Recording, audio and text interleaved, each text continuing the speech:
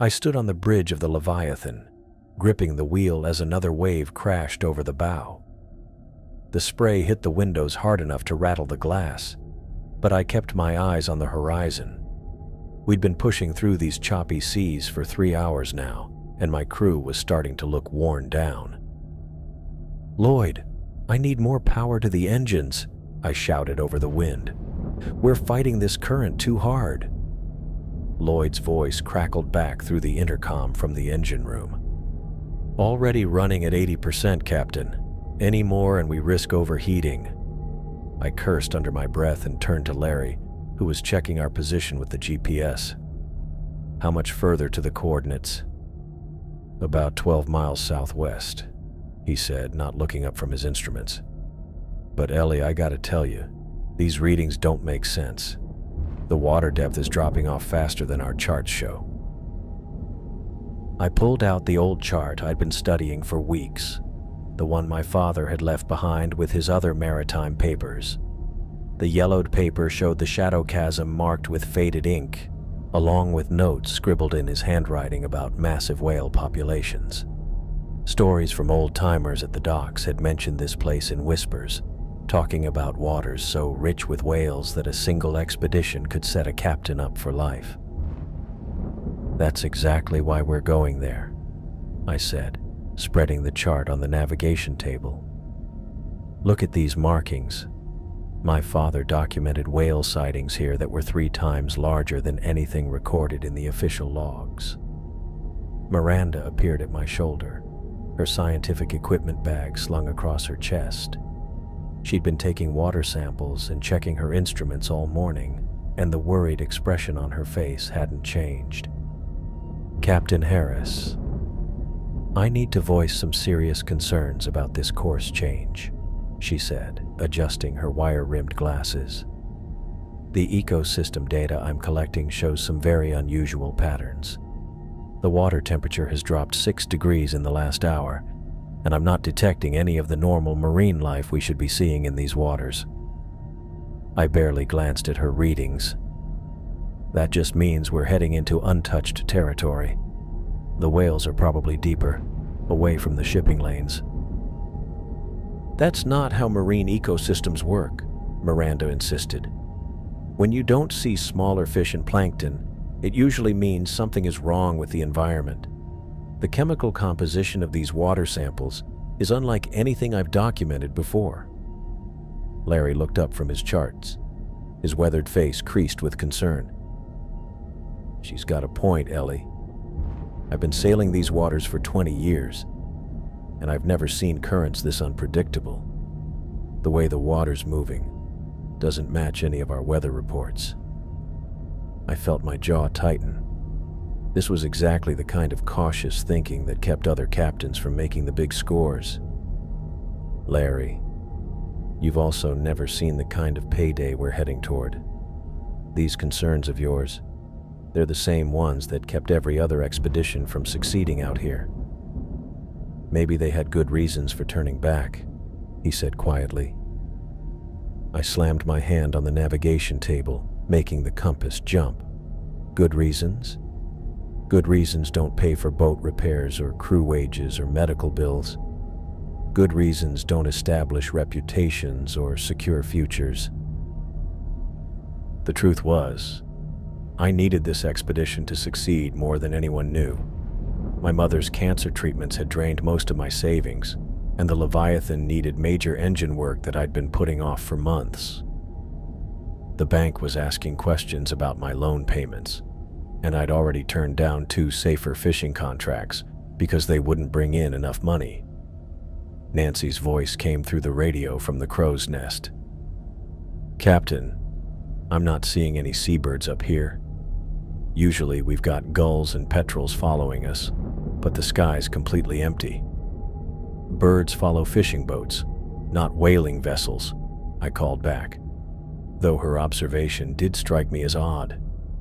In all my years at sea, I'd never seen waters this devoid of life. Benjamin appeared on the bridge, his young face flushed from working the deck rigging. "Captain, the crew's asking about our heading. Some of the guys are saying we're going off the regular shipping routes. That's the point, I said, rolling up the old chart.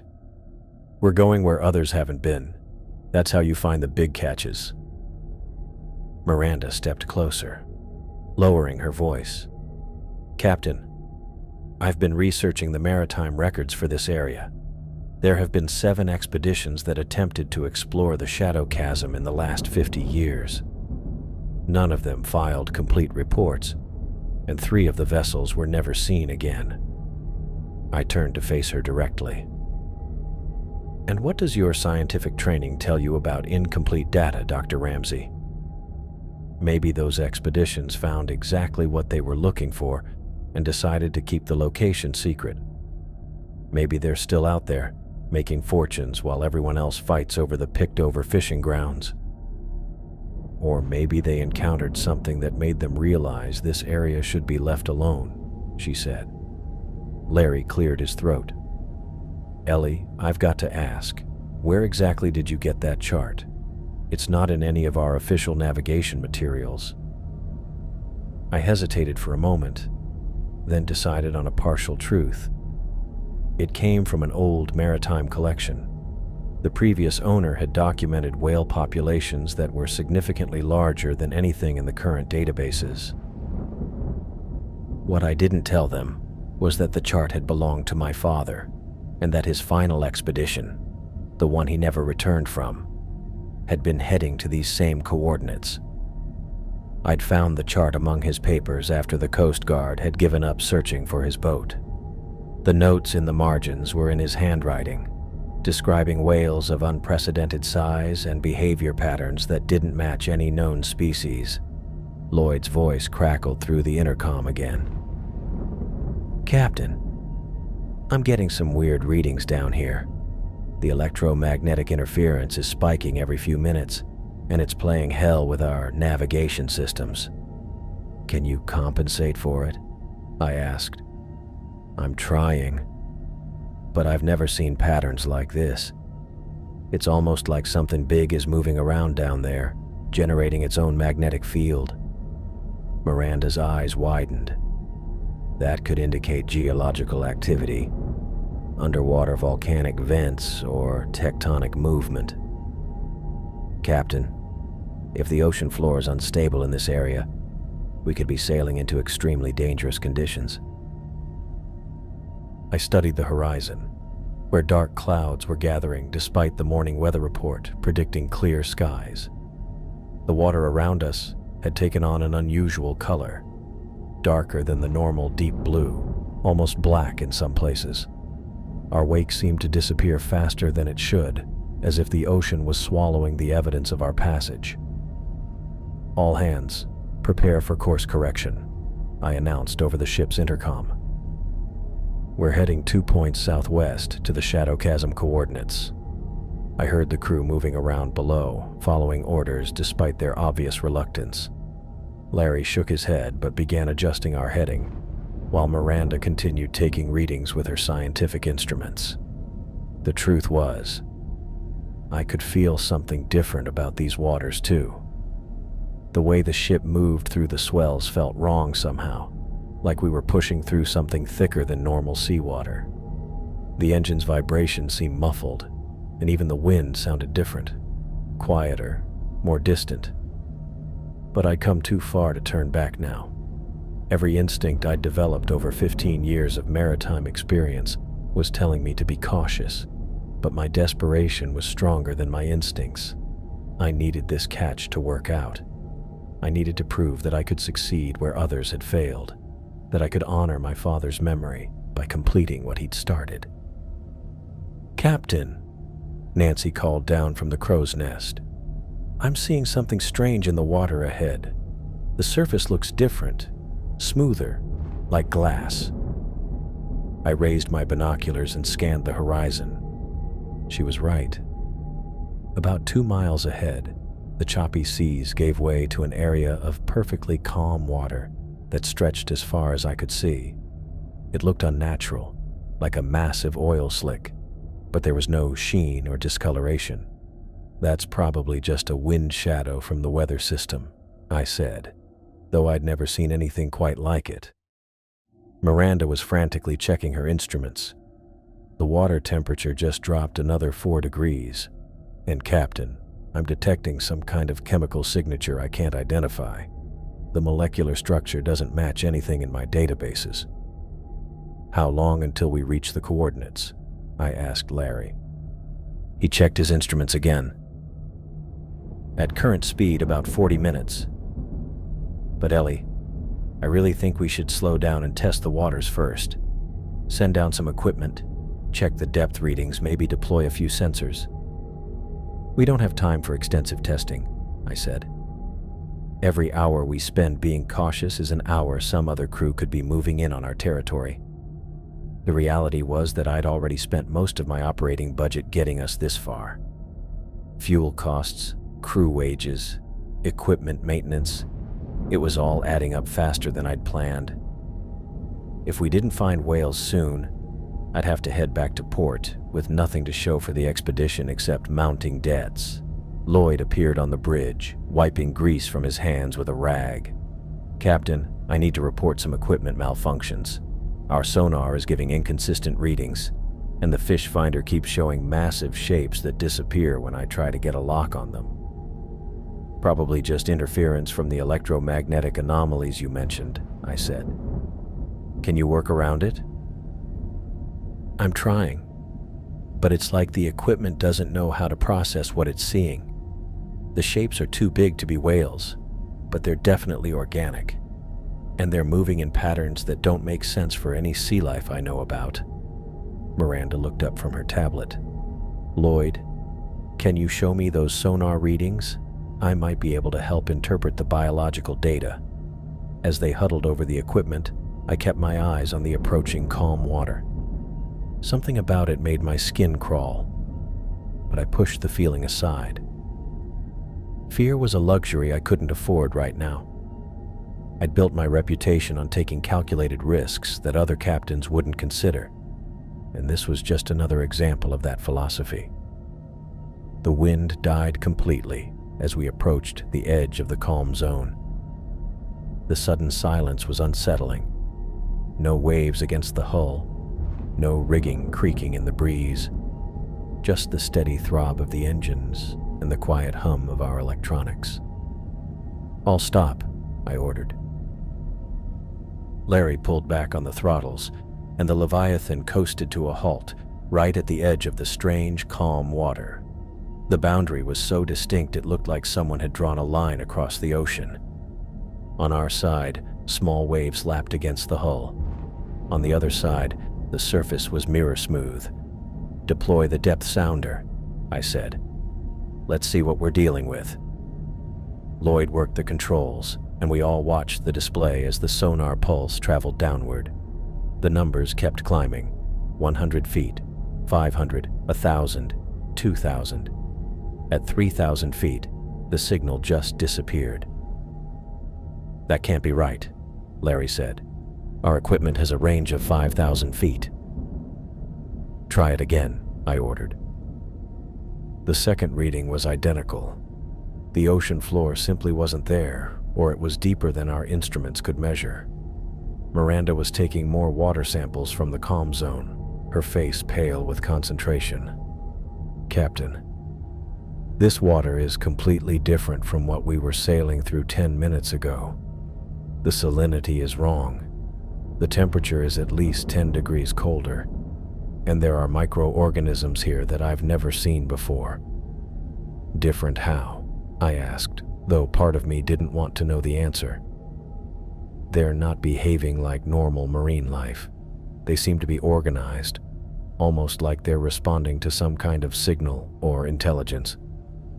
I felt a chill that had nothing to do with the dropping temperature. Intelligence? I don't know how else to explain it. Under the microscope, they move in coordinated patterns that suggest communication or collective behavior. It's unlike anything in the scientific literature. The Leviathan drifted slowly into the calm water, and immediately I noticed the difference. The ship moved differently, like we were floating on something denser than normal seawater. The engine noise seemed muffled, and our wake barely disturbed the glassy surface. "Captain," Nancy called down from the crow's nest, her voice tight with worry.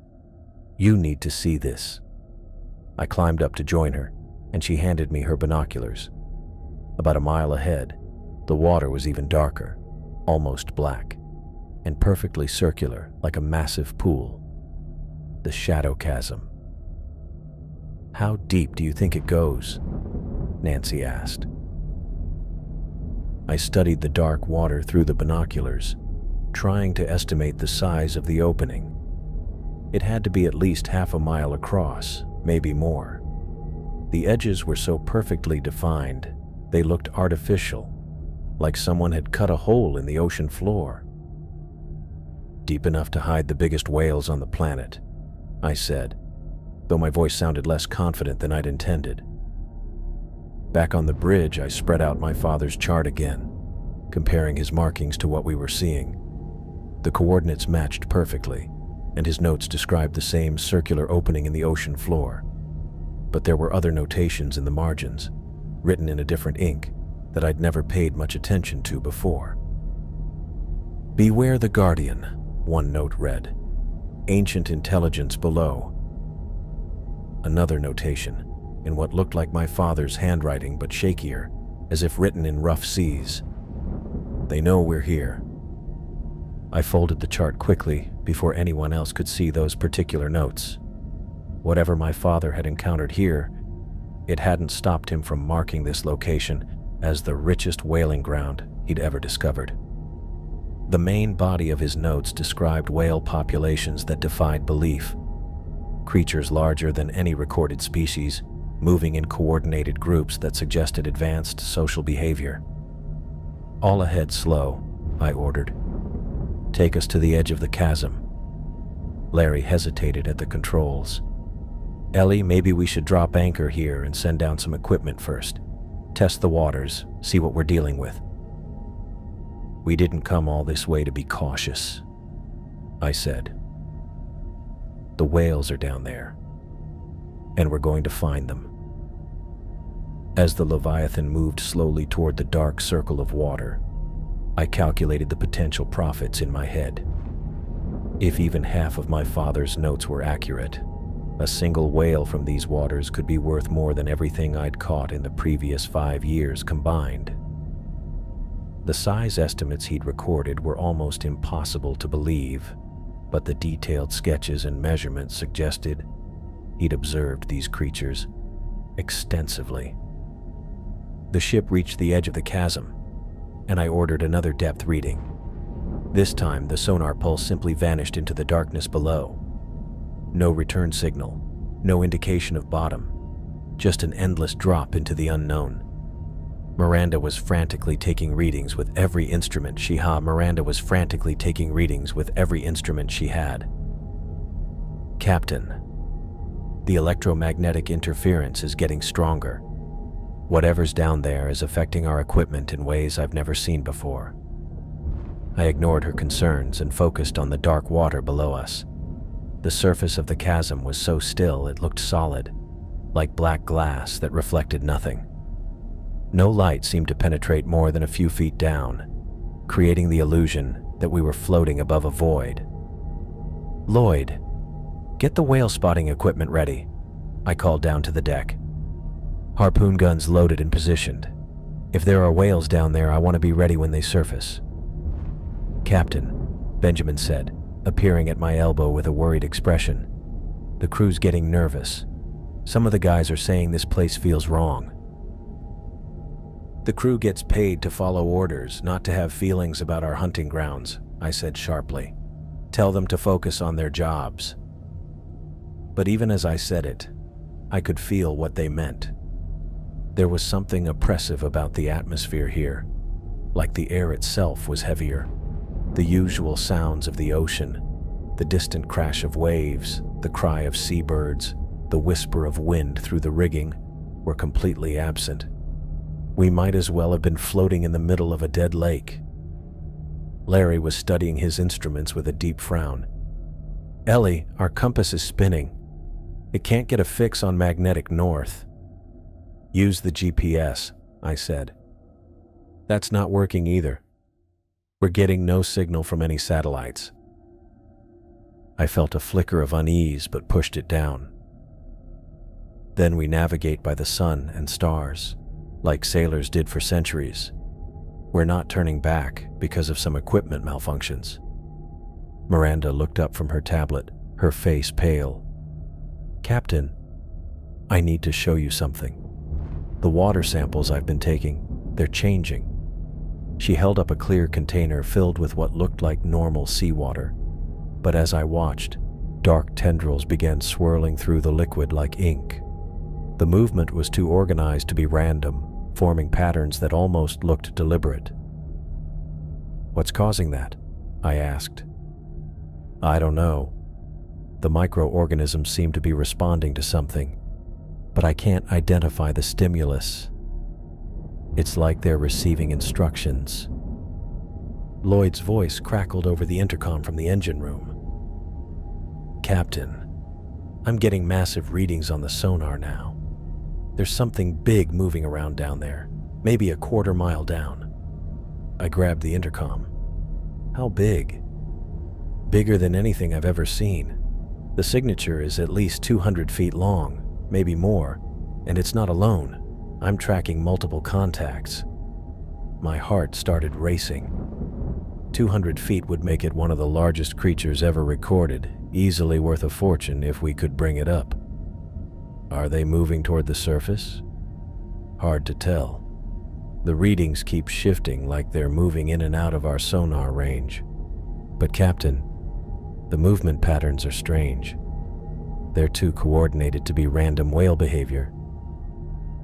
I thought about my father's notes, describing whales that moved in organized groups, displaying intelligence that went beyond normal animal behavior.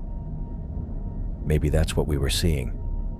A highly evolved species that had learned to work together in ways that other whales couldn't. Prepare the harpoon guns, I ordered. If they surface, I want to be ready. Nancy's voice came down from the crow's nest, tight with fear. Captain, the water's starting to move. I looked over the side and saw she was right. The perfectly still surface of the chasm was beginning to show ripples, as if something massive was stirring far below. The ripples spread outward in perfect circles, growing larger and more pronounced with each passing minute. Something's coming up, Larry said, his hand hovering over the engine controls. Maybe we should back off, give ourselves some maneuvering room. Hold position, I said firmly. This is what we came for. The ripples were getting stronger now, and I could feel them through the ship's hull as gentle vibrations. Whatever was down there was huge, and it was definitely moving toward the surface. I thought about the fortune waiting below us, about the debts I could pay off, about the reputation I'd build as the captain who brought back the catch of the century. Miranda was backing away from the rail, her equipment clutched against her chest. Captain, I really think we should reconsider our position. The electromagnetic readings are off the charts, and the water chemistry is becoming increasingly unstable. Dr. Ramsey, your job is to document what we find, not to second-guess my decisions, I said. Get your cameras ready. You're about to witness something that will revolutionize marine biology. The vibrations through the ship were getting stronger, and I could hear the crew moving around nervously on the deck below. Benjamin was checking the harpoon guns while Lloyd emerged from the engine room to get a better look at what was happening. Captain, Lloyd said, I'm reading multiple large contacts now, at least 6 or 7 massive signatures, all moving in formation toward our position. Formation. The word sent a chill down my spine, but I forced myself to focus on the opportunity. If these creatures were as large as our instruments suggested, and if they were moving together in groups, it could mean an even bigger payday than I'd imagined.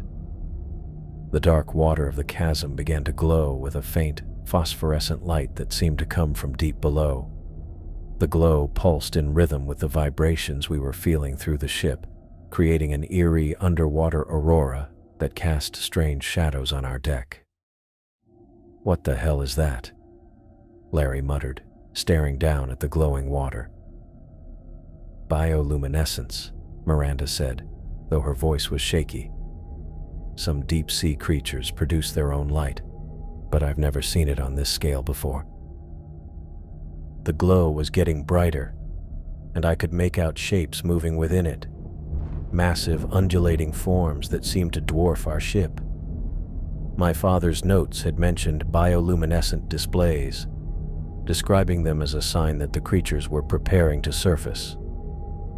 "All hands, prepare for contact," I announced over the ship's intercom.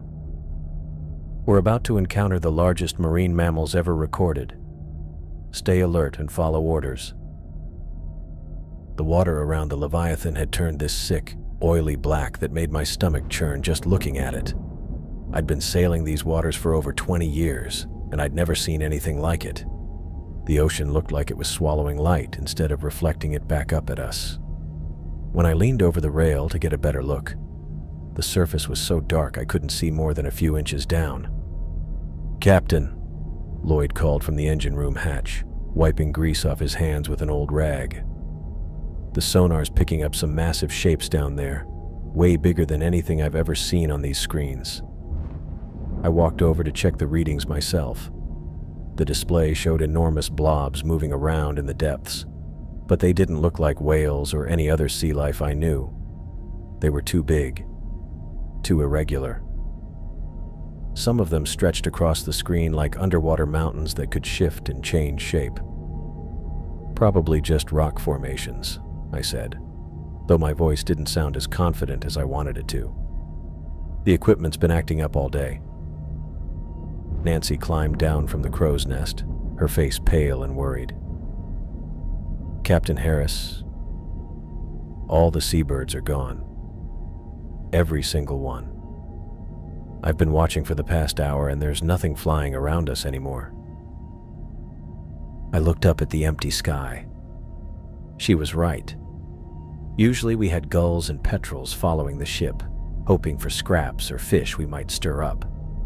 Now the air above us was completely silent and still. Even the wind had died down to almost nothing. "Birds probably just found better fishing somewhere else," I told her. But the explanation sounded weak even to me. Larry came up from below deck with a worried expression that I'd learned to recognize over our years working together. "Ellie, we're getting some strange electromagnetic readings. The compass is spinning like it can't find magnetic north, and the GPS keeps losing signal." I walked over to the navigation station and saw what he meant. Our instruments were flickering on and off like someone was playing with the power switch. The radio crackled with static that didn't sound like normal interference. "Miranda," I called to the scientist who was hunched over her equipment near the stern. "What's the water temperature reading?" She looked up from her instruments with a frown. "It's dropped 15 degrees in the past 2 hours. That's not normal for these waters, especially this time of year. And, Captain, I'm not seeing any marine life on my fish finders. Nothing at all." That made me pause. These were supposed to be prime hunting waters, rich with the kind of sea life that would attract the whales we were after. But according to Miranda's equipment, the ocean around us was completely dead. "Maybe the fish are just deeper than usual," I said, though I was starting to feel uneasy myself. Benjamin Warren came up from the crew quarters, looking like he hadn't slept in days. "Captain, half the guys are having nightmares, really bad ones, and everyone keeps saying they feel like something's watching them. I'd noticed the crew seemed jumpy lately, but I'd figured it was just nerves about being so far from the usual shipping routes. Now that Benjamin mentioned it, I realized I'd been feeling that same creepy sensation myself. Like eyes were on me even when I was alone on the bridge. "It's just being out in unfamiliar waters," I told him. "Tell the men to focus on their work instead of letting their imaginations run wild." But even as I said it, I couldn't shake the feeling that something was wrong. The water around us stayed perfectly still, like glass, even though we were moving at a steady pace. There should have been waves, wake patterns, some kind of disturbance from our passage. Instead, the black surface remained smooth and motionless. Lloyd climbed up from the engine room again, this time looking genuinely worried. "Captain, the engines are running fine, but something's not right. The water we're pumping through the cooling system is coming out a different color than it goes in." "What do you mean?" "It goes in black, like everything else around here, but it comes out this weird gray color, and it smells wrong, like metal and something else I can't identify." I followed him to look at the discharge port. Sure enough, the water flowing out of our cooling system had a strange metallic sheen to it, and there was a smell that reminded me of old pennies mixed with something organic and rotten. Miranda walked over with her tablet, showing me readings that meant nothing to me but clearly worried her. "Captain, the chemical composition of this water is unlike anything I've seen. There are microorganisms here that don't match any known species, and they're behaving in coordinated patterns." "What does that mean?" "It means they might be responding to some kind of intelligence, like they're being directed by something."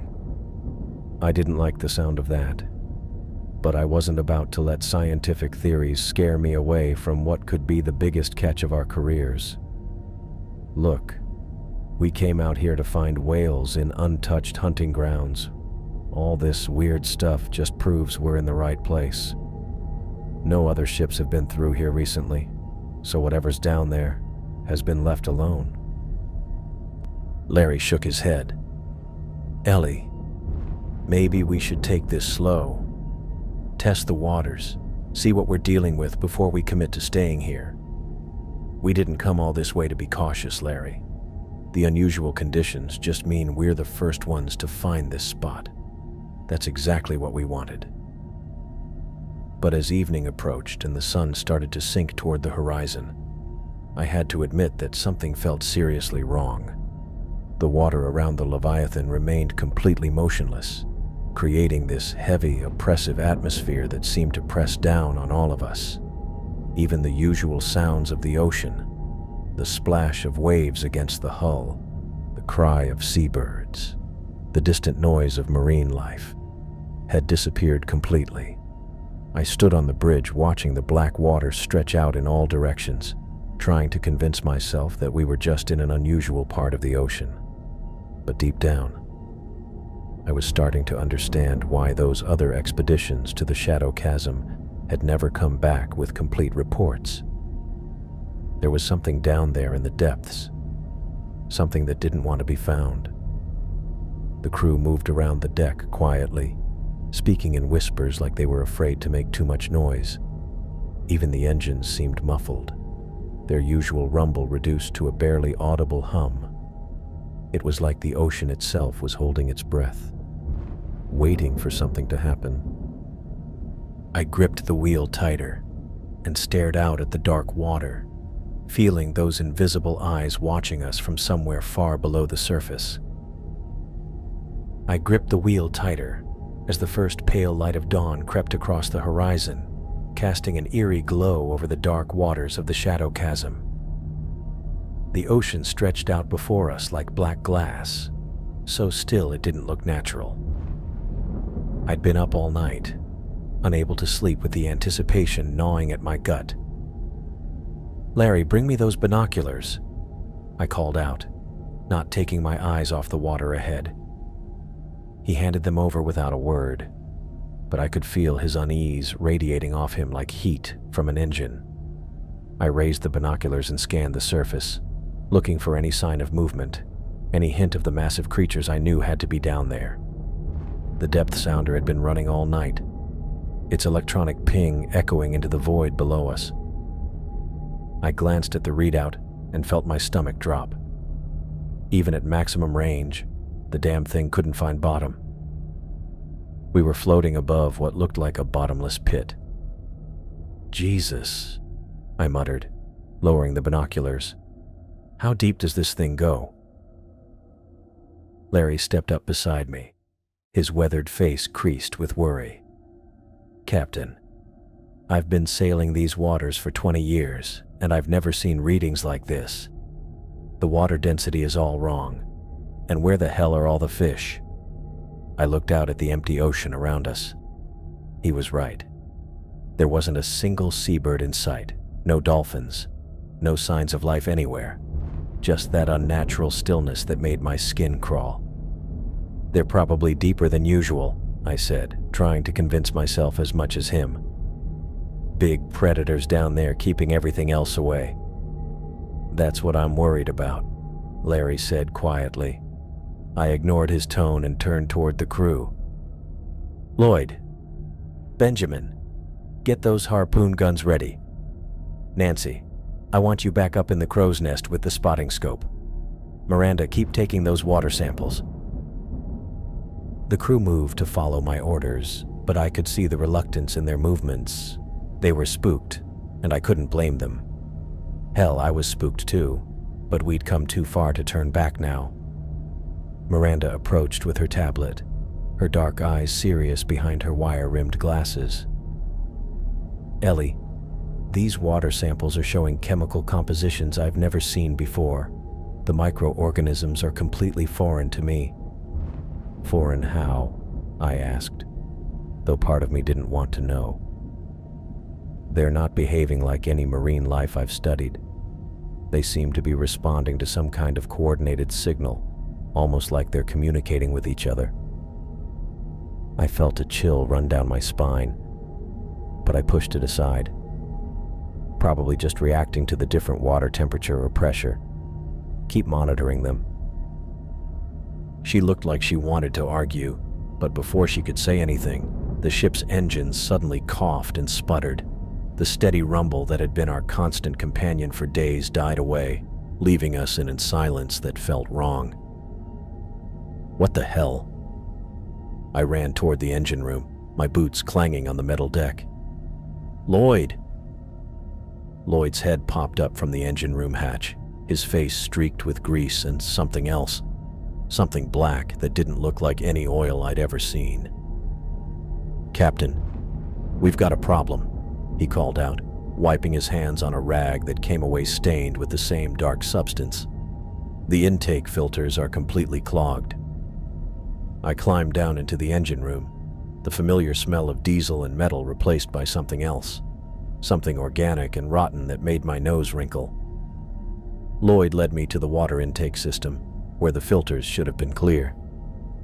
Instead, they were packed solid with a black, stringy substance that seemed to pulse and move, even as I watched it. "What is that stuff?" I asked, leaning closer. It looked almost alive, like seaweed but thicker, more substantial. "I have no idea," Lloyd said, his voice tight with worry. "It's not like anything I've ever seen. And Captain, it's not just blocking the filters. It's actually growing through them." I stared at the black mass, watching it writhe slowly in the filtered light of the engine room. Whatever it was, it had effectively killed our engines, leaving us dead in the water above the deepest part of the ocean I'd ever seen. "How long to clear it out?" I asked. "I don't know. Every time I try to pull it away, more of it seems to appear. It's like it's connected to something bigger." The ship gave a sudden lurch, and I grabbed onto the nearest support beam to keep from falling. Above us, I could hear the crew shouting, their voices tight with alarm. "Captain!" Nancy's voice carried down from the crow's nest. "You need to see this." I climbed back up to the deck, my heart pounding. Nancy was pointing toward the water off our starboard side, her face pale as she handed me the binoculars. I raised them and looked where she was pointing. At first, I didn't see anything except the dark water. Then, slowly, a shadow began to take shape beneath the surface. It was massive, bigger than our ship, bigger than anything I'd ever seen in the water. The shadow moved with deliberate purpose, gliding beneath us like some prehistoric nightmare. As it passed under the Leviathan, I felt the ship rock gently, as if something enormous had just brushed against our hull. "My God," I whispered, watching the shadow continue its slow circuit around us. "How big is that thing?" Larry appeared at my elbow, his face grim. "Big enough to make us look like a toy boat." The shadow completed its circle and disappeared into the depths of the chasm, leaving us floating helplessly above the abyss. I lowered the binoculars, my hands shaking slightly as the full reality of our situation hit me. We were stranded above the deepest part of the ocean, our engines dead, with something the size of a building moving in the water beneath us. Whatever was down there, it wasn't a whale. It was something else entirely, something that had been waiting in the darkness of the shadow chasm. The deck bucked beneath my feet like a wild horse as something massive slammed into the Leviathan's hull. I grabbed the wheel with both hands, trying to keep my balance as the whole ship shuddered from bow to stern. The impact felt like we'd hit a reef, but I knew damn well there wasn't any reef out here. "What the hell was that?" I shouted, but my voice got lost in the groaning of stressed metal and wood. Then I saw it. A tentacle thick as an old oak tree burst from the black water, water streaming off its mottled surface as it rose higher than our mainmast.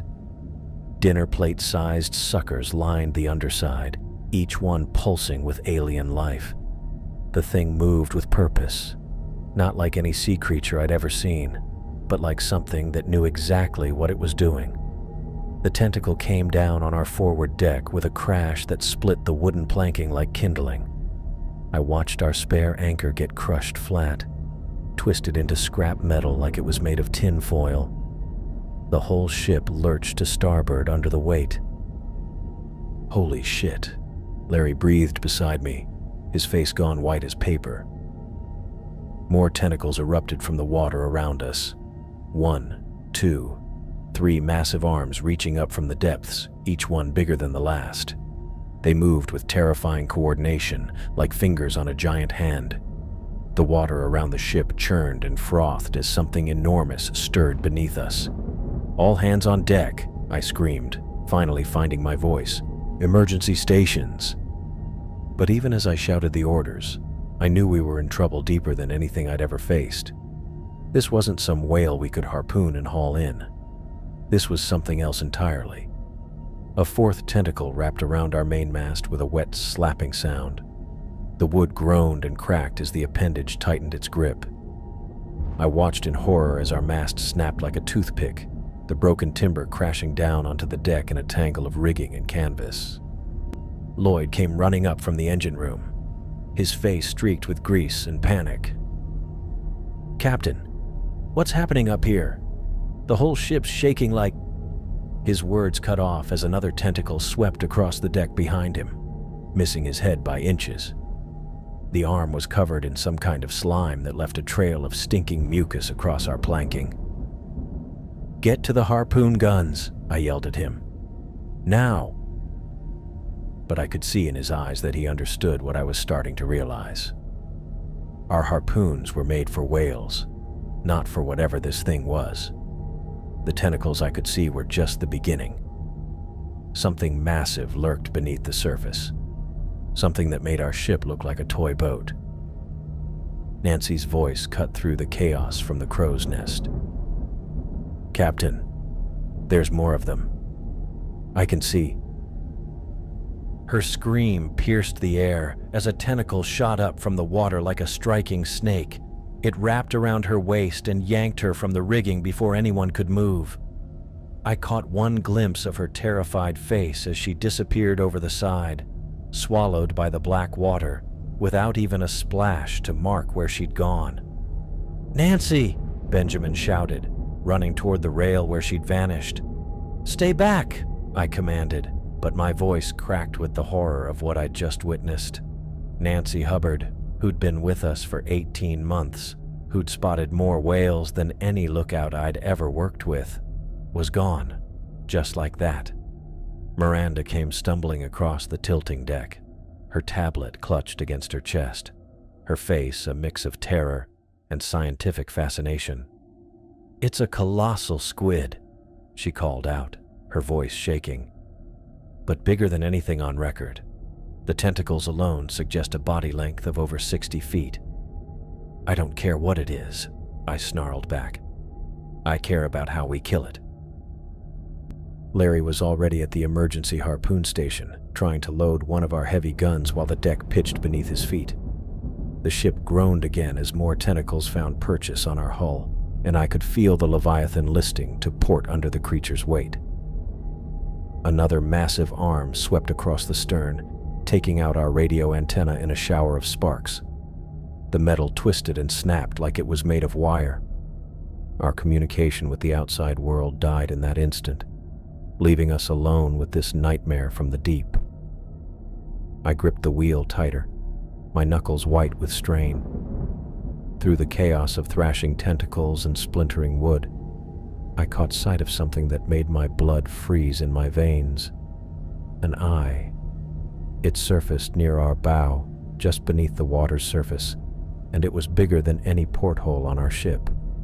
The thing was ancient, alien, with an intelligence that seemed to burn right through me. It wasn't the dumb stare of a fish, or the simple awareness of a whale. This was something that thought, something that planned, something that understood exactly what we were and what we'd come here to do. The eye fixed on me through the bridge windows, and I felt like I was staring into the abyss itself. This wasn't just some oversized squid defending its territory. This was an intelligence older than human civilization, something that had ruled these depths since before our ancestors ever dreamed of sailing the open ocean. And it was looking at me with what I could only describe as prehistoric rage. I gripped the wheel harder as another massive tentacle slammed into the port side, sending spray across the bridge windows. The whole ship shuddered like it was made of matchsticks. "Larry! Lloyd!" I shouted over the chaos. "Get every harpoon gun we've got, every rifle, everything!" Larry was already moving, his face grim as he headed for the weapons locker. Lloyd scrambled up from the engine room, oil still streaking his face, and ran after him.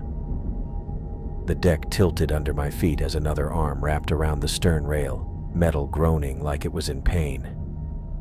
"Miranda!" I called out. "What the hell is this thing doing?" She was crouched near the starboard rail, clutching her tablet while water crashed over the deck.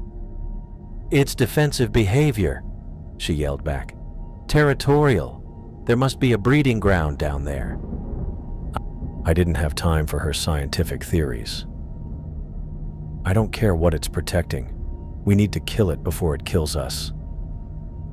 A sound like thunder rolled across the water as one of the creature's arms punched straight through the hull below the waterline. I felt the Leviathan lurch to starboard, and suddenly we weren't just fighting anymore. We were sinking. "Emergency pumps!" I screamed into the ship's intercom, but I could already hear water rushing into the lower decks. Sparks shot from the electrical panel next to me as seawater hit the wiring. Lloyd had made it to the harpoon station and was loading one of the big guns. His hands shook as he worked the mechanism, but he got it ready. Larry appeared beside him with an armload of rifles, passing them out to Benjamin and the others. "Fire at will," I ordered. Lloyd's harpoon launched with a sharp crack, the line spinning out behind it. I watched it sink deep into one of the creature's massive arms, black blood clouding the water around the wound. But instead of retreating, the thing used the harpoon line like a rope. It pulled itself closer to the ship, hand over hand along the cable, bringing that enormous beak within striking distance of the bridge. "Cut the line!" I yelled, but it was too late. The creature's head broke the surface right next to us, and I got my first real look at its beak. The thing was bigger than a small boat, curved and sharp enough to crack our hull like an eggshell. Those massive eyes fixed on me through the bridge windows. and I saw something that made my blood freeze. Intelligence. This wasn't just some dumb animal. It was thinking. A scream cut through the air behind me. I spun around to see Benjamin at the rail. One of the creature's smaller arms wrapped around his waist. He clawed at the deck as it dragged him toward the water. "Help him!" I shouted, but another arm swept across the deck, knocking Warren off his feet. Both men disappeared into the churning water before anyone could reach them. "Benjamin! Warren!" Larry called out, but they were gone. Lloyd fired another harpoon, this one catching the creature in what looked like its shoulder. More black blood spread across the water, but the thing just got angrier. It brought 2 more arms up over the rail, feeling around like it was searching for something specific. The emergency flares Larry had set off lit up the water in brilliant red, and for the first time I could see the creature's full size. It was a nightmare made of flesh and fury, easily twice the length of our ship. Arms thick as tree trunks writhed through the water, each one tipped with suckers the size of dinner plates. The main engines coughed back to life. Lloyd's repairs had worked. But I realized it didn't matter. We weren't hunters anymore. We were prey, trapped above the lair of something that had ruled these depths since before humans ever set foot on a ship. The creature's beak scraped against the hull just below the bridge, and I felt the whole ship shiver. This thing had been down there for centuries, maybe longer, and it had no intention of letting us leave its territory alive. The world went black. 1 second I could see the creature's massive eyes staring at us through the bridge windows, and the next second everything disappeared into choking darkness. The giant squid had released a cloud of ink so thick it turned day into night in an instant. I couldn't see past my own hands gripping the wheel. The ink pressed against the bridge windows like black paint, blocking out every trace of sunlight. My crew's voices echoed through the murk, but I couldn't tell where anyone was anymore. "Larry!" I shouted into the darkness. "Where are you?" "Still here, Captain." His voice came from somewhere to my left, but it sounded muffled and distant. "I can't see the compass anymore. Everything's dead black." The ship lurched violently to starboard, and I heard Lloyd's voice from somewhere near the harpoon station. "I can't see what I'm shooting at. This stuff is everywhere." A harpoon fired blind into the darkness, the cable whining as it disappeared into the ink cloud. I had no idea if it hit anything or just sailed harmlessly into the black water. The creature was using the cover perfectly. Without warning, a massive tentacle slammed into the port side of the bridge, cracking the reinforced glass. I felt the impact through the deck plates, but I couldn't see where the next strike would come from. "Miranda," I called out. "Where are you?" "Here." Her voice came from near the starboard rail. "The ink is affecting our instruments too. Everything's going haywire." Another tentacle swept across the deck with a sound like a freight train. I heard metal tearing and equipment crashing, but I couldn't see what was being destroyed. The emergency lighting flickered once and died completely, leaving us in an alien twilight where the only light came from strange, ghostly glowing patterns that moved through the ink cloud. Those glowing markings had to be coming from the creature itself. Bioluminescent patches on its skin that pulsed and shifted as it moved around us. The patterns were beautiful and terrifying at the same time, like watching lightning through storm clouds. "The radio antenna," Larry's voice carried a note of panic. "It just got ripped clean off." I felt the ship shake as something massive wrapped around our stern. The hull groaned under enormous pressure, and I realized the creature was trying to snap us in half. The deck tilted at a crazy angle, and I had to grab the wheel with both hands to keep from sliding across the bridge. "Lloyd, stop firing," I shouted. "You're wasting ammunition on nothing." The ink was starting to clear slightly near the surface, but it still hung around us like a thick fog. I could make out shapes moving through the murk, but I couldn't tell if they were tentacles or just shadows. Miranda's voice came from much closer now. She must have been crawling across the tilting deck to reach the bridge. "Captain, this isn't random." "What do you mean?" I called back, still gripping the wheel as the ship groaned under the creature's assault. "The attack pattern." She was right next to me now, though I could barely see her outline in the darkness. "It's systematic. First it blinded us, then it destroyed our communications. Now it's working on our navigation equipment." Another crash echoed through the ship as something vital got torn away. The GPS display flickered and went dark, followed by the depth sounder and the radar screen.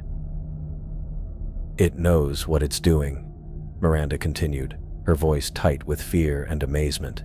"This isn't just an animal defending its territory. It understands our technology." The horrible truth hit me like a physical blow. This creature wasn't just attacking us out of instinct or rage. It was methodically disabling our ability to escape or call for help. Every strike was calculated, every move designed to trap us here in its domain. "All hands!" I shouted into the darkness. "Forget the weapons. Focus on survival." The ship shuddered again as the tentacle around our stern tightened its grip. I could hear the hull plates buckling under the pressure. We had maybe minutes before the creature snapped us in half like a twig. The ink cloud was finally starting to thin out, and patches of gray daylight began filtering through the murk. That's when I saw it again. The creature's enormous eye, easily 6 feet across, studying us through the clearing darkness. But this time I understood what I was looking at. This wasn't the mindless gaze of a beast. There was intelligence behind that eye, cold and calculating and utterly alien. The creature was watching us the way a scientist might watch insects in a jar, figuring out exactly how to take us apart. We weren't hunters anymore. We were prey, caught in the domain of something that had ruled these waters since before humans ever built their first boats. And it knew exactly what it was doing to us. I gripped the wheel harder as another massive tentacle slammed into the port side, sending a shudder through the entire ship. The Leviathan was listing badly to starboard now, and I could hear water rushing in somewhere below deck. Half my crew was gone. Nancy, Benjamin, Warren, all pulled into those dark waters by something that shouldn't exist. "Captain!" Miranda stumbled across the tilting deck toward me, her tablet clutched against her chest. "You need to listen to me." I wanted to tell her to shut up and help us fight, but the truth was we weren't winning this fight. We weren't even surviving it. The creature had been pounding us for what felt like hours, and every attack was getting more precise, more devastating. "What?" I shouted over the sound of groaning metal and crashing water. "It's protecting something down there," she said, pointing toward the black water. "A breeding ground. Maybe nursery areas. We're not just in its territory. We're threatening its young." Another tentacle wrapped around the wheelhouse, and I watched cracks spider across the reinforced glass. The pressure was incredible. I'd seen storms that could tear a ship apart, but this was different. This was intelligent destruction. "So what the hell do you want me to do about it?" I yelled. "Stop attacking it." Miranda grabbed my arm. "Every harpoon, every shot. We're just making it more aggressive. It thinks we're here to hurt its offspring." Larry appeared at my shoulder, his face grim. "Captain, I've been watching the pattern. It attacks in waves, hits us hard, then backs off for maybe 30 seconds to assess the threat, like it's checking if we're still dangerous." I looked at him, then at Miranda. The ship lurched again as something massive scraped along the hull. We had maybe minutes before the Leviathan broke apart completely. "What are you suggesting?" I asked. Miranda's eyes were bright with desperate hope. "We overload the electrical systems. Create a massive electromagnetic pulse. It might convince the creature that we're not a threat anymore, that we're disabled, dying." "That would drain our last power," Larry said. "If it doesn't work, we'd be completely defenseless." I stared at the dark water, where tentacles thick as tree trunks moved just beneath the surface. The creature's beak had surfaced twice now, each time closer to the bridge.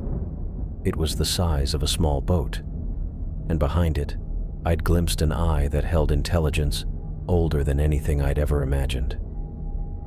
"Lloyd," I called toward the harpoon station. "How much ammunition do we have left?" "Maybe 6 harpoons," he called back, wiping blood from a cut on his forehead. "But they're not doing much good." Another impact shook the ship, and I heard something snap below deck. We were running out of time and options. The creature wasn't just some dumb animal we could outfight or outrun.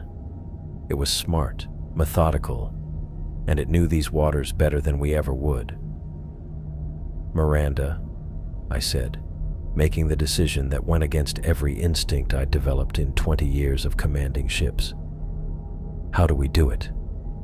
Her face lit up with relief. "The main electrical panel in the engine room. We can reroute power from the emergency batteries and the backup generator. Create a feedback loop that'll send a massive pulse through the water." "That's assuming the engine room isn't flooded," Larry said. I looked at the angle of the deck, felt the way the ship was settling lower in the water. Only one way to find out. "Larry, you're with me. Lloyd, keep those harpoons ready, but don't fire unless that thing comes right at the bridge." "What about me?" Miranda asked. "You're the one who understands this plan.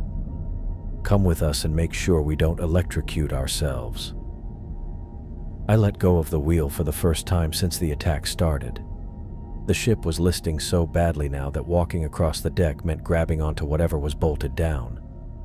A tentacle as thick as my waist swept across the bow, crushing the remains of our radio equipment.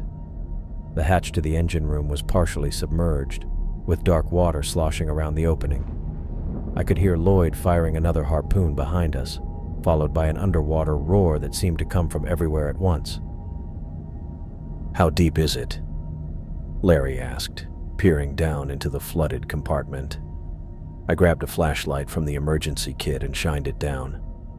The water was up to about knee level, but I could see the main electrical panel on the far wall still above the waterline. "We can make it," I said, "but we need to move fast." The ship shuddered again, and I heard the distinctive sound of metal tearing. Whatever was left of our hull integrity was failing fast. I grabbed Larry's arm as another massive tentacle slammed into the hull above us. "We need to get to the main electrical panel," I shouted over the groaning metal and rushing water. The engine room was a nightmare. Knee-deep water sloshed around us, and sparks flew from damaged circuits every few seconds. Larry nodded and followed me deeper into the flooded compartment. The water was freezing and stank of diesel fuel mixed with something organic and rotten. I'd been in this engine room 1,000 times, but never like this, never with the ship listing so badly that I had to grab pipes and conduits just to stay upright. "There," I pointed to the main electrical panel mounted on the starboard bulkhead. Half of it was already underwater, but the upper section still had power. Red and green lights blinked frantically as the ship's systems tried to compensate for the damage. The creature hit us again, and the entire ship shuddered. A pipe burst somewhere behind us, sending a spray of scalding steam across the compartment. Larry ducked and cursed, wiping water from his eyes. "What exactly are we doing here?" he asked, pulling a wrench from his tool belt. "Miranda thinks we can overload the electrical systems," I said, opening the panel's access door. create some kind of electromagnetic pulse that might convince this thing we're not a threat. Larry stared at me like I'd lost my mind. And if it doesn't work? Then we're dead anyway. I started pulling cables from their housings, my hands shaking from cold and adrenaline. Help me reroute these power lines. We need to channel everything through the main transformer. The water around our legs was rising. I could feel the ship settling deeper with each passing minute. Above us, something crashed onto the deck, probably another piece of superstructure getting torn away by those massive tentacles. Larry grabbed a handful of thick cables and started disconnecting them from their terminals. Which ones go where? The red ones carry main power, I said, trying to remember the ship's electrical layout. We need to connect them all to the same output. It'll overload the system, but that's what we want. A spark jumped between two exposed wires, and Larry jerked his hand back. Jesus, that's hot. Just keep going. I was working frantically now, stripping insulation with my knife and twisting copper wires together. The water was up to our thighs, and I could taste the metallic tang of electrical discharge in the air. The creature's beak punched through the bulkhead about 10 feet away from us. The metal tore like paper, and brackish seawater poured through the hole. Larry and I both froze, staring at the massive curved weapon that had just missed crushing us. "Move!" I yelled, grabbing more cables. "We're almost done." Larry helped me connect the last few power lines while water continued pouring in around us. The electrical panel was sparking constantly now, and I could smell burning insulation. This was either going to work or electrocute us both. "That's it," I said, stepping back from the panel. "Everything's connected to the main transformer. When we throw the switch, it should send every amp of power we've got through the ship's hull." The creature withdrew its beak from the hole, and for a moment, the engine room was quiet except for the sound of rushing water. Then another tentacle smashed through the overhead, raining debris down on us. "Let's get out of here," Larry said. We waded through the rising water toward the engine room hatch. The ship was listing so badly now that the deck felt like a steep hill. I grabbed the ladder rungs and pulled myself up, with Larry right behind me. On deck, Lloyd was still at the harpoon station, but he'd switched to firing distress flares instead of harpoons. The red lights arced through the air and splashed into the dark water around us. Miranda was near the bridge, hunched over her tablet and shouting calculations. "How much time do we need?" I called to her. 30 seconds, she yelled back. "The creature's positioning itself for another attack. When it gets close enough, we trigger the pulse." I looked around at what was left of my ship. The mainmast was gone, snapped off at the base. The radio antenna was a twisted mess of metal hanging over the side. Half the deck railing had been torn away, and there were holes in the hull big enough to drive a truck through. This wasn't hunting anymore. This wasn't even fighting. This was pure survival. The creature's massive eye surfaced near the bow, and I felt that same intelligent gaze studying us. It knew we were trapped. It knew we were helpless. But it was taking its time, like a cat playing with wounded mice. 20 seconds, Miranda shouted. Larry was beside me now, gripping the bridge rail. Lloyd had stopped firing flares and was watching the water. We all knew this was our last chance. The creature began to rise. First its eye, then the massive dome of its head, then the thick muscular arms that could crush our ship like a tin can. Water cascaded off its body as it lifted itself higher, preparing for what looked like a final, devastating attack. 10 seconds, Miranda called. I reached for the emergency switch that would trigger our makeshift electromagnetic device. My hand was steady now, even though my heart was pounding. I'd spent my whole life trying to conquer the ocean, and now I was about to beg it for mercy. The creature's beak emerged from the water, easily the size of a small building. Those massive jaws could bite the Leviathan in half without effort. The thing was positioning itself directly above us, ready to bring all that weight and power down on our heads. "Now!" Miranda screamed. I threw the switch. The creature's massive beak was maybe 3 feet from the bridge windows when I slammed my hand down on the emergency switch. The makeshift electromagnetic device exploded to life with a sound like thunder cracking underwater. Every light on the Leviathan flashed white-hot for a split second before the bulbs burst in showers of sparks. The pulse hit the water around us like a bomb going off. I felt it in my bones, this deep, vibrating hum that made my teeth ache and my vision blur. The creature's reaction was instant and violent. Its enormous body jerked backward like it had been electrocuted, which I guess it had been. The tentacles wrapped around our hull released their grip so fast, I heard the suction cups pop as they let go.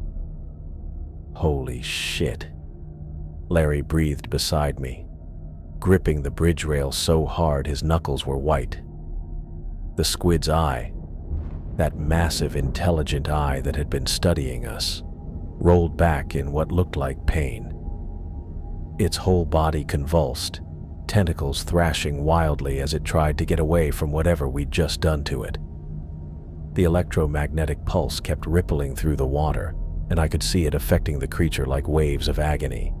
For the first time since this nightmare started, the ancient thing that ruled these waters was backing down. It released its death grip on the Leviathan completely and started sinking back toward the depths of the shadow chasm. As it descended, it let out one final roar. Not the clicking sounds we'd heard before, but something deeper and more primal. The sound traveled through the water and up through our hull, making the whole ship vibrate like a tuning fork. Then it was gone. The massive shadow disappeared into the black depths below us, leaving only a churning whirlpool where it had been. The sudden silence felt almost as shocking as the noise had been, but our problems were far from over. The Leviathan was listing so badly to starboard that I had to grab the wheel to keep from sliding across the bridge. Water was pouring in through the holes the creature had punched in our hull, and I could hear the groaning of metal under stress. "We're going down," Miranda said, stating the obvious as she looked at her tablet. "The hull integrity is completely compromised." I didn't need her instruments to tell me that. I could feel it in the way the deck was tilting under my feet, the way the ship was settling lower in the water with each passing second. The Leviathan was dying, and we had maybe minutes before she took us down with her. "Emergency lifeboat," I shouted, letting go of the wheel. There was no point trying to steer a sinking ship. "Everyone to the emergency lifeboat now." Lloyd was already moving, abandoning his position at the harpoon station to run toward the stern where we kept the inflatable emergency raft. Larry followed him, and Miranda stuffed her tablet into a waterproof case before joining the rush. I took one last look around the bridge. My bridge, where I'd spent so many hours dreaming of the big catch that would solve all my problems. The compass was spinning wildly, the GPS was dead, and half the instruments were sparking from the electromagnetic pulse. None of it mattered now. The deck was tilting at maybe 30 degrees when I made it to the stern. Lloyd had already pulled the emergency release on the lifeboat, and the inflatable raft was expanding as the CO2 cartridges filled it with air. Larry was grabbing emergency supplies from the storage locker, water containers, flares, a first aid kit. "Hurry up," I yelled, though they were already moving as fast as they could. The Leviathan was settling faster now, her bow rising out of the water as the stern went down. We had maybe 2 minutes before she went under completely. Miranda climbed into the raft first, then Larry tossed in the emergency supplies. Lloyd jumped in next, and Larry followed. I was the last one off my ship, which felt right somehow. A captain should be the last to abandon ship, even when that ship was a broken wreck that had nearly gotten everyone killed. I pushed off from the Leviathan just as her stern rail went under. The raft bobbed away from the sinking vessel, and I grabbed the emergency oars to put more distance between us and the ship. When a vessel that size goes down, it can create suction that'll pull smaller boats down with it. We were maybe 50 yards away when the Leviathan made her final dive. The bow pointed straight up at the sky for a moment, like she was reaching for something. Then she slipped beneath the surface with a sound like a giant sigh. Bubbles and debris marked where she'd been, but within minutes, even that was gone. The shadow chasm had claimed another ship, just like it had claimed the 7 expeditions that came before us. But this time, some of us had survived to tell the tale. Not that anyone would believe it. I looked around at my remaining crew. Larry was checking the emergency supplies, his face grim but determined. Miranda was sealing her equipment in waterproof containers, probably already thinking about how to document what we'd experienced. Lloyd was testing the emergency radio, trying to raise someone on the distress frequency. We were alive, which was more than Nancy, Benjamin, and Warren could say. The creature had taken them, and I'd led them all into this death trap because I was too proud and too desperate to listen to the warnings. The water around us was calm now, that unnatural stillness that had marked the shadow chasm from the beginning. No sign of the ancient intelligence that lived in the depths below us. It had retreated to whatever lair it called home, probably to nurse its wounds and wait for the next group of humans stupid enough to invade its territory. I understood now that we'd never been the hunters in this encounter. From the moment we'd entered these waters, we'd been the prey. The creature had been studying us, learning our weaknesses, playing with us the way a cat plays with a mouse. We'd only survived because we'd managed to hurt it enough to make it decide we weren't worth the trouble. The electromagnetic pulse had worked, but not the way Miranda had hoped. It hadn't convinced the creature we weren't a threat. It had just caused it enough pain to make it retreat. We'd won this round through luck and desperation, nothing more. As I sat in the emergency raft, watching the dark waters of the shadow chasm stretch out in all directions, I felt something inside me break. Not just my pride or my confidence, but something deeper. The part of me that had always believed the ocean was there for the taking. That with enough skill and determination, a person could conquer anything. The creature had shown me how wrong I'd been. The ocean wasn't mine to conquer. It belonged to things far older and more powerful than humans, things that had been ruling these waters since before our species even existed.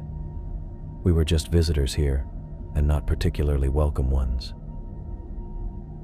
3 weeks had passed since we'd escaped the shadow chasm, and I was still trying to wrap my head around what we'd been through. The 4 of us sat crammed together in the emergency lifeboat, our bodies pressed against each other in the small space. The sun beat down on us during the day, and at night we huddled together for warmth. We'd been rationing water and emergency rations, but we were all getting pretty weak. I kept my hand wrapped around something I'd grabbed during our escape. A piece of the creature's sucker that had gotten stuck in the deck plating when we were fighting for our lives. It was about the size of my palm, rubbery and covered in tiny hooks that had torn through metal like it was paper. I wasn't keeping it as some kind of trophy. Hell no. It was more like a reminder of just how outmatched we'd been down there. The thing was, every time I looked at it, I remembered that massive eye staring at us. There'd been something behind that gaze, not just animal instinct, but real intelligence. The kind that had been around a lot longer than humans had been sailing these waters. Miranda sat across from me, her tablet long since dead but still clutched in her hands like a security blanket. She'd been quiet most of the time, just staring out at the water with this look on her face like she was seeing things the rest of us couldn't. Larry was next to me, his weathered hands working on some piece of rope he'd salvaged, keeping his fingers busy. Lloyd had the emergency radio and checked it every few hours, though we hadn't heard anything but static for days. "There," Lloyd said suddenly, pointing toward the horizon. "You see that?" I squinted where he was pointing and saw it, a dark speck against the blue sky. As we watched, it got bigger, and I could make out the shape of a ship's superstructure. "That's a rescue vessel," Larry said, his voice hoarse from dehydration. "Aurora's Dawn, looks like." Miranda pulled out a signal mirror from the emergency kit and started flashing it toward the approaching ship. The sunlight caught the mirror and sent bright flashes across the water. Within minutes, we could see the ship changing course toward us. "They see us," I said, feeling relief wash over me for the first time in weeks. As the Aurora's Dawn got closer, I could see crew members on deck preparing to bring us aboard. They threw us a line, and Larry caught it with hands that shook from exhaustion. One by one, they hauled us up onto their deck. The captain of the Aurora's Dawn was a guy named Rodriguez, maybe 50 years old with graying hair and concerned eyes. He wrapped a blanket around my shoulders and handed me a bottle of water. "What happened to your vessel?" he asked. I took a long drink of water before answering. The truth was sitting right there on my tongue. The whole story about the shadow chasm, the creature, the intelligence we'd encountered down there. But I looked at Rodriguez's face and knew he'd never believe it. Hell, if someone had told me the same story 3 weeks ago, I would have thought they were suffering from dehydration and sun exposure. "Hit an uncharted reef," I said finally.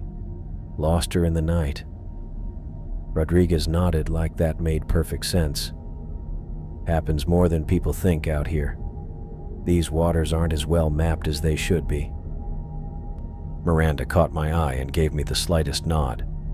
She understood why I wasn't telling the whole truth. Some things were too dangerous to share with a world that would only see dollar signs and exploitation opportunities. Over the next few hours, as the Aurora's Dawn headed back toward port, Rodriguez took our statements for his official report. I stuck to the story about the reef. Larry and Lloyd backed me up without hesitation. We'd been through too much together for them to break ranks now. Miranda just said she was a marine biologist who'd been studying whale populations when the accident happened. The truth would stay between the four of us.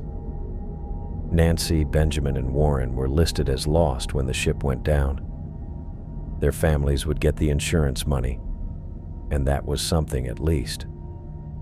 I spent most of the voyage standing at the rail, looking out at the Pacific. The water looked different to me now.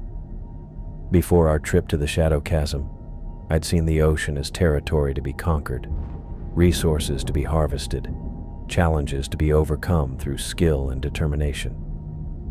Now I understood that we were just visitors in something much larger and older than human civilization. The creature we'd encountered wasn't some mindless beast. It had been protecting its territory, maybe its young, from what it saw as invaders. We'd gone down there thinking we were the apex predators, but we'd learned real quick that we were just another species trying to survive in waters ruled by intelligences we couldn't begin to understand.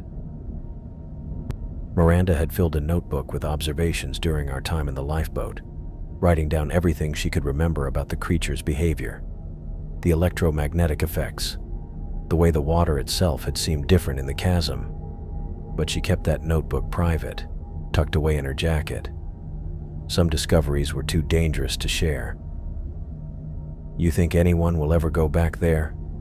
Lloyd asked me on our second day aboard the Aurora's Dawn. I thought about it for a while before answering. Probably. Humans don't learn from other people's mistakes very well. "What would you tell them?" "To stay away," I said, but they wouldn't listen. Larry joined us at the rail, his eyes scanning the horizon out of habit. "Been thinking about what we saw down there," he said quietly. "That thing wasn't just defending itself. It was studying us. He was right. The way the creature had systematically disabled our communications, the intelligence behind its attacks, it had been learning about us even as we were fighting for our lives. "Makes you wonder what else is down there," Miranda said, appearing beside us. "How many other places like the Shadow Chasm exist in the deep ocean?" I fingered the piece of sucker in my pocket. The surface was smooth now from handling, but I could still feel the tiny hooks that had torn through steel plating. It reminded me that for all our technology and weapons, we were still just soft, fragile creatures in an environment that could kill us in 1,000 different ways. The Aurora's Dawn's engines hummed steadily as we made our way back to civilization. I knew that once we reached port, there would be paperwork to fill out, insurance claims to file, questions from maritime authorities. The official story would be simple. The Leviathan had struck an uncharted reef and gone down with 3 hands lost. Case closed. But the real story would live on in the 4 of us who'd survived. We'd carry the memory of that ancient intelligence, the knowledge that the ocean held secrets far beyond human understanding. I was no longer the captain who'd set out to conquer the sea and claim its treasures. I was a survivor who'd been given a glimpse into the true nature of the deep waters, and I'd been forever changed by what I'd seen. The sun was setting on our 3rd day aboard the rescue ship when I finally took the piece of sucker out of my pocket and looked at it one more time. Then I threw it over the rail and watched it disappear into the waves. Some things belonged in the deep, and some knowledge was too dangerous to keep.